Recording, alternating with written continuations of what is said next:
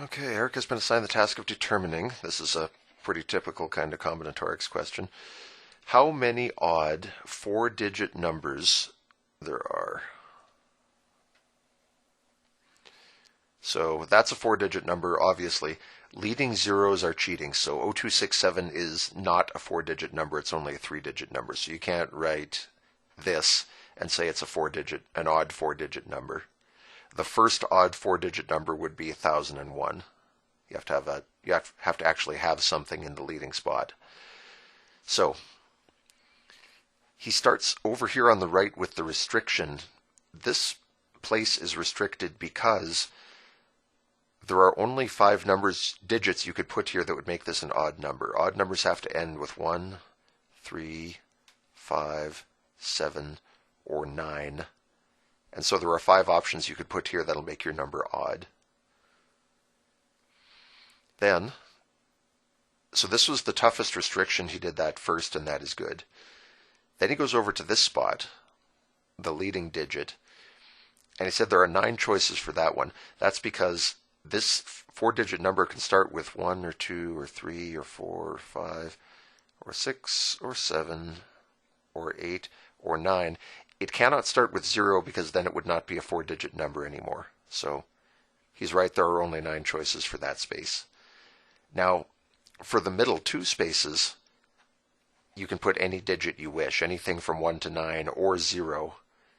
It won't change the number being odd, and it won't affect whether the number is 4 digits or not, so you have all total freedom for those 2 spots.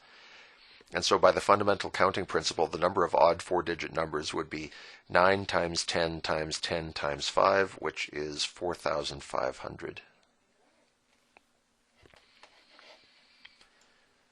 Now,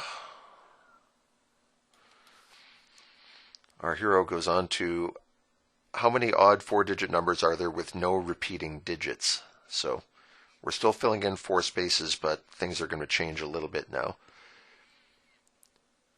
You still have to start over here with the toughest restriction. It's always best to do those first. For this to be an odd number, we have to start with 1 or 3 or 5 or 7 or 9. So there are still 5 choices for that spot. Then we'll take care of this one, which also has a restriction. Now, this is a little tricky. Of all the numbers that we could write here, I'll start with every possible number, and then we'll eliminate the ones which are no good. Whoops, sorry, not 10, just 0. Those are all the digits we could put in this spot. How many of them can we actually use? We can't use 0, because if we have a leading 0, then we don't have a 4-digit number. Also, we can't use whatever digit we put back here. They said no repeating digits, which means if your number ends with a 7, you could not also start with a 7. You'd have to use something else. So one of these other digits is going to go as well. I don't know which one it is, but that's enough for me to know that there will only be 8 choices left when we get to this place.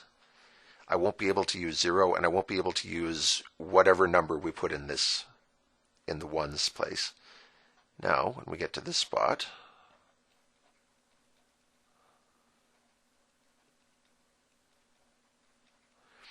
what options do we have now?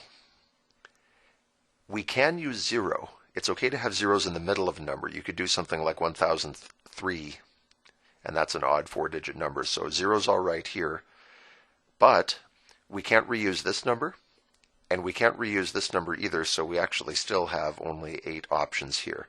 Not for the same reason as in this spot, but 8 nevertheless. This digit's out, and this first digit's out. And when we get to the last place, it's not necessary to write all these out, but in case it helps you, here they are. Again, 0 would be okay here. There's no reason we can't have a 0 in the middle of a number. But we can't reuse this one, or this one, or this one. So there are 3 digits gone out of this list, which means there are only 7 digits left. I don't know which ones they are, but I know that 3 of them will be gone and only 7 choices will remain.